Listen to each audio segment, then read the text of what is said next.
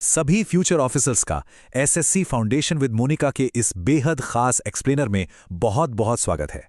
देखिए, अगर आप आगामी एसएससी जीडी 2026, एमटीएस या सीएचएसएल परीक्षाओं की तैयारी कर रहे हैं ना, तो भूगोल का ये पृथ्वी एवं सौरमंडल चैप्टर आपके लिए बिल्कुल गेम चेंजर साबित होने वाला है।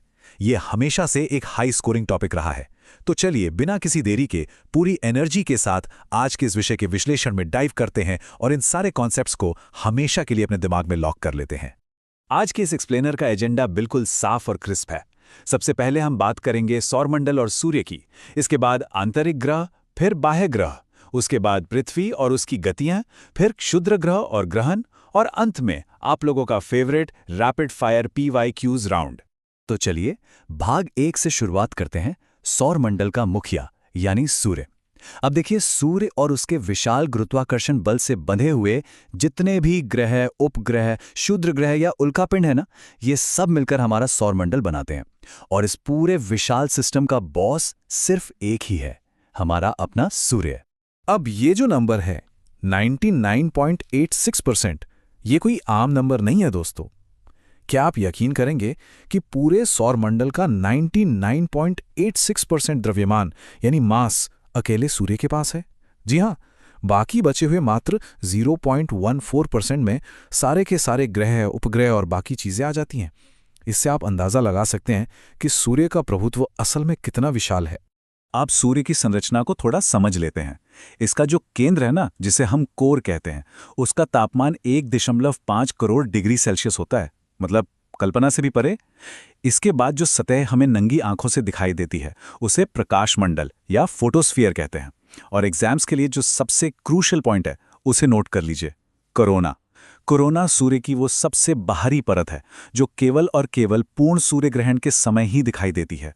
अब सवाल ये है कि सूर्य के पास इतनी भयंकर ऊर्जा आखिर आती कहां से है? इसका जवाब है नाभिकीय संलयन यानी न्यूक्लियर फ्यूजन। बहुत ही सिंपल शब्दों में कहूं तो सूर्य के अंदर मौजूद 71% हाइड्रोजन गैस लगातार 26% हीलियम में बदल रही है और इसी प्रोसेस से अपार ऊर्जा पैदा होती है। परीक्षा के लिए ये नाभिकीय संलयन शब्द बिल्कुल रट लीजिए। आगे बढ़ते हैं भाग 2 की तरफ, आंतरिक ग्रह और एक मेमोरी ट्रिक। अब हम उन 4 ग्रहों की बात करेंगे जो सूर्य के सबसे करीब हैं। अक्सर इन ग्रहों का सही क्रम याद रखने में बड़ी कंफ्यूजन होती है, राइट? तो ये ट्रिक बिल्कुल अपने दिमाग में छाप लीजिए। My very efficient mother just served us nuts. बहुत आसान है। माय से मर्क्यूरी यानी बुध, वेरी से वीनस यानी शुक्र, एफिशिएंट से अर्थ अपनी पृथ्वी, और मदर से मार्स यानी मंगल। इसके बाद के जो शब्द हैं वो बाह्य ग्रहों के लिए हैं। जस्ट से जुपिटर, सर्व्ड से सैटर्न, यूएस से यूरेनस और नट्स से नेपट्यून। है ना एकदम आसान? चलिए, अब इन आंतरिक ग्रहों के कुछ हाई यील्ड फैक्ट्स फटाफट देख लेते हैं। बुध सूर्य के सबसे करीब है और सबसे तेज भागता है, सिर्फ 88 दिन में एक चक्कर पूरा। लेकिन कमाल की बात है कि इसका अपना कोई वायुमंडल ही नहीं है। फिर आती है हमारी पृथ्वी, जिसे नीला ग्रह कहते हैं और जहां जीवन मौजूद है। उसके बाद है मंगल, जिसे आयरन ऑक्साइड के कारण लाल ग्रह कहा जाता है। इसके 2 उपग्रह हैं, फोबोस और डीमोस। ये नाम एग्जाम में बार बार पूछे जाते हैं, कोई इन्हें याद रखिएगा। अब जरा शुक्र और पृथ्वी का कंपैरिजन देखिए। शुक्र को पृथ्वी की जुड़वा बहन भी कहा जाता है क्योंकि इनका साइज लगभग एक जैसा है। लेकिन एक बड़ा ट्विस्ट है, शुक्र पूर्व से पश्चिम की ओर उल्टा घूमता है। और एक और बात, बुध सूर्य के सबसे करीब है तो उसे सबसे गर्म होना चाहिए, है ना? लेकिन नहीं, सबसे गर्म ग्रह शुक्र है, जिसका तापमान 467 डिग्री सेल्सियस तक पहुंच जाता है। ऐसा क्यों? क्योंकि इसके वायुमंडल में 95 से 97% कार्बन डाइऑक्साइड है, जो एक भयंकर ग्रीन हाउस प्रभाव पैदा करती है। ये पॉइंट एग्जामिनर्स का फेवरेट है। चलिए, अब आते हैं भाग 3 पर, क्षुद्र ग्रह पट्टी और बाह्य ग्रह। आंतरिक ग्रहों की बाउंड्री पार करते ही ना, अंतरिक्ष का पूरा नजारा ही बदल जाता है। ये एक गारंटेड प्रीवियस ईयर क्वेश्चन है। क्षुद्र ग्रह पट्टी यानी एस्ट्रॉयड बेल्ट किन ग्रहों के बीच पाई जाती है? इसे बिल्कुल दिमाग में बैठा लीजिए। ये मंगल और बृहस्पति की कक्षाओं के ठीक बीच में स्थित है। ये असल में चट्टानों और धातुओं के टुकड़ों की एक बहुत बड़ी बेल्ट है। इस एस्ट्रॉयड बेल्ट को पार करते ही शुरू होती है बाह्य ग्रहों यानी गैस दानवों की दुनिया। सबसे पहले बृहस्पति, जो सौरमंडल का सबसे बड़ा ग्रह है और इस पर एक विशाल लाल धब्बा या ग्रेट रेड स्पॉट है, जो असल में सदियों से चल रहा एक महातूफान है। फिर है शनि, जो अपने शानदार छल्लों के लिए मशहूर है। पर इसकी सबसे हैरान करने वाली बात यह है कि इसका घनत्व पानी से भी कम है। मतलब अगर अंतरिक्ष में कोई बहुत बड़ा समंदर होना तो शनि उसमें डूबने के बजाय तैरने लगेगा। अरुण ग्रह मीथेन के कारण हरा दिखाई देता है और ये इतना ज्यादा झुका हुआ है कि इसे लेटा हुआ ग्रह कहते हैं। और सबसे आखिर में है वरुण, जो इतनी दूर है कि इसे सूर्य का सिर्फ एक चक्कर लगाने में 165 साल लग जाते हैं। अब बढ़ते हैं भाग 4 की ओर, पृथ्वी की आकृति और उसकी गतियां।